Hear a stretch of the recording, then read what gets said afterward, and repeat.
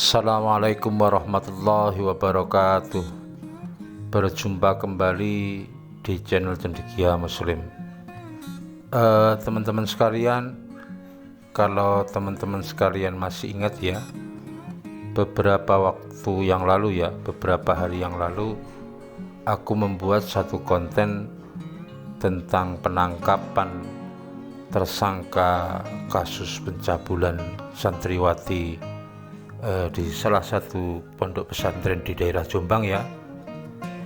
Kemudian aku hubungkan juga dengan apa yang terjadi pada persidangan di Pengadilan Negeri Malang ya, tentang adanya seorang terdakwa dalam kasus pelecehan seksual di salah satu sekolah yang ada di Batu Malang. Tetapi yang bersangkutan itu ya, inisialnya JE itu, meskipun sudah masuk ke dalam tahap persidangan menjadi seorang terdakwa, JE tidak ditahan oleh majelis hakim. Dan kemudian adanya dua penyikapan kasus yang berbeda ya. Ketika di Jombang itu anak dari pengasuh pondok itu menjadi tersangka dalam kasus pelecehan seksual, itu ditangkap dan ditahan, sementara yang di Malang itu posisinya sebagai terdakwa dalam kasus yang serupa tidak ditahan. Itu menjadi satu atensi publik ya.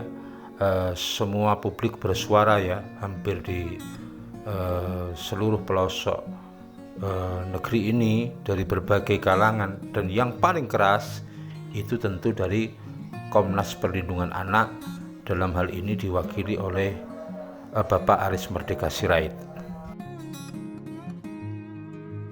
Teman-teman sekalian, kemungkinan akibat adanya desakan dari publik ya tentang perlakuan yang berbeda terhadap terdakwa JE ini ya, di mana pada kasus-kasus yang lain, kasus-kasus yang serupa itu hampir seluruh tersangka itu sudah dilakukan penangkapan dan penahanan ya.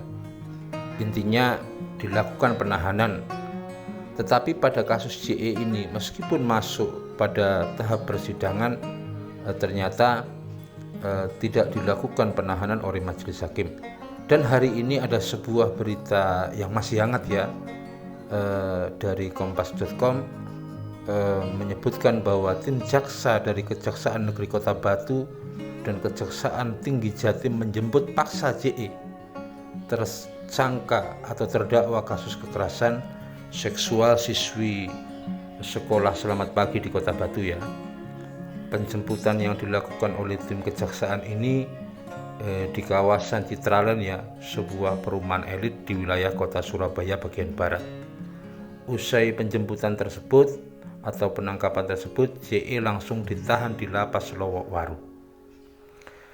Dan ternyata ya, kalau dulu ketika masuk dalam persidangan itu tidak ada penetapan tentang penahanan terhadap terdakwa JE ini, ternyata sudah dikeluarkan sebuah penetapan ya. Kita nggak tahu kapan keluarnya ya. Dalam berita itu intinya penahanan terdakwa itu berdasarkan penetapan Majelis Hakim nomor 60/Pitsus/2022 PN Malang ya. Dalam penetapan tersebut, terdakwa akan ditahan selama 30 hari ke depan. Jadi ternyata ada mungkin ini respon dari desakan publik ya. Majelis hakim yang memeriksa perkara itu sebagai yang berwenang untuk melakukan penahanan, kemudian mengeluarkan sebuah penetapan untuk menahan terdakwa JE. Teman-teman sekalian, terhadap yang terjadi hari ini ya, meskipun menurut kita itu terlambat ya, setidak-tidaknya telah dibuktikan adanya penegakan hukum yang tidak tebang pilih ya. Semua sama mendapat perlakuan di muka hukum, equality before the law, persamaan di muka hukum. Karena memang kalau kita lihat berdasarkan pasal 21 KUHP ya, yang pada intinya terhadap perkara-perkara yang ancamannya lebih dari 5 tahun atau minimal 5 tahun, itu berwenang untuk dilakukan penahanan. Sementara kalau kejahatan seksual ini ancamannya minimal 5 tahun sampai 15 tahun ya, kalau tergantung pasalnya ya. Intinya bahwa ada dasar hukum untuk melakukan penahanan, itu menjadi syarat objektif. Sementara kalau syarat subjektif itu tidak ada ukurannya, itu tinggal bagaimana penyidik atau penuntut atau majelis hakim menyimpulkan tentang syarat subjektif ya. Kekhawatiran melarikan diri, kekhawatiran untuk menghilangkan barang bukti.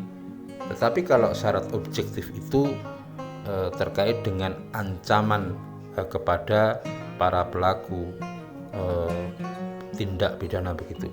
Dan dalam hal ini karena ancamannya minimal 5 tahun, itu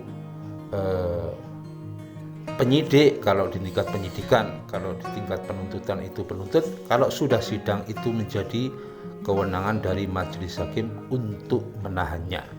Jadi kita bersyukur ya, bersyukurnya bukan karena adanya orang yang ditahan, tetapi adanya penegakan hukum yang tidak tebang pilih. Karena kemarin ketika kasus dalam pondok pesantren itu begitu cepat, pemberitaan begitu masif menjadi perhatian nasional begitu. Sementara kasusnya JE ini bahkan sudah masuk dalam persidangan masih adem ayem juga ya. Memang agak janggal, masuk persidangan statusnya bukan lagi tersangka tetapi menjadi terdakwa, tetapi juga tidak dilakukan penahanan, dan akhirnya hari ini dilakukan penahanan berdasarkan sebuah penetapan dari majelis hakim. Ya, meskipun terlambat, patut kita apresiasi ya, dan semoga apa yang terjadi ini menjadi sesuatu penegakan hukum yang maksimal, menjadi contoh, menjadi tindakan preventif agar orang berpikir 1000 kali, bahkan sama sekali untuk tidak berpikir melakukan kejahatan, apalagi kejahatan seksual terhadap anak di bawah umur, karena ancamannya begitu berat. Itu aja teman-teman yang bisa aku sampaikan, kurang lebihnya mohon maaf. Assalamualaikum warahmatullahi wabarakatuh.